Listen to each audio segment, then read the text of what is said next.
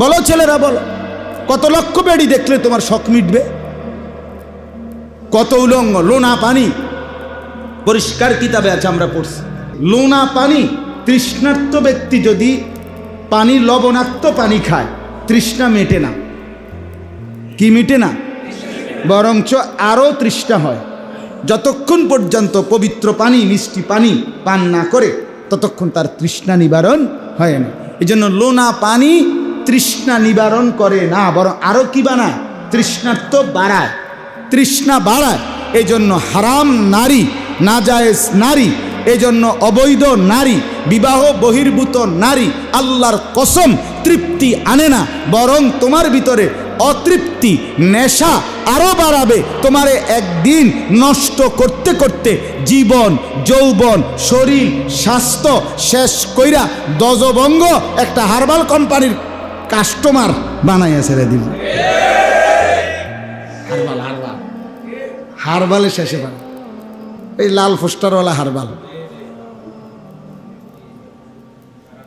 হ্যাঁ, জেন দিয়ে লাগায়, হেন 30টা লাগায়, 30টা সবই লাল কালার, মানে রেড অ্যালার্ট, বিপদ সংকেত। যারা ফচ্চা গেছো আসো, আবার ঠিক করে দিব, আবার যাইবা। হ্যাঁ হ্যাঁ, আবার আবার গুনাহ করবা, আবার নাফরমানি করবা। নাউযুবিল্লাহ, নাউযুবিল্লাহ। আল্লাহ আমাদেরকে মাফ করে দেন। আম্মা জান আয়েশা রাদিয়াল্লাহু তাআলা আনহা বলেন, কানা রাসূলুল্লাহ সাল্লাল্লাহু আলাইহি ওয়াসাল্লাম ইয়াযকুরুল্লাহ ফি কুল্লি আহইয়ানি। রাসূলুল্লাহ সাল্লাল্লাহু আলাইহি ওয়াসাল্লাম ইয়াযকুরুল্লাহ ফি কুল্লি আহইয়ানি, আল্লাহ তাআলার জিকির করতেন সারাক্ষণ। আম্মা জান আয়েশা রাদিয়াল্লাহু তাআলা আনহা বলছেন, সারাক্ষণ তিনি আল্লাহ তাআলার জিকির করতেন, সর্বদাই। তাহলে যিনি সারাক্ষণ আল্লাহ তাআলার ধ্যানে থাকতেন, সেই উনাকেও পর্যন্ত নবী সাল্লাল্লাহু আলাইহি সাল্লামকে আল্লাহ তাআলা বলছেন, ওয়ালা তাকুম মিনাল গাফিলিন, আপনি গাফেলদের অন্তর্ভুক্ত হবেন না। নবীজিকে বলছে, যিনি সারাক্ষণই কি করতেন? আল্লাহকে স্মরণ করতেন। তারপরেও খুদ রসুলকে আল্লাহ বলছেন, ওয়ালা তাকুম মিনাল গাফিলিন, আপনি গাফেলদের অন্তর্ভুক্ত হবেন না।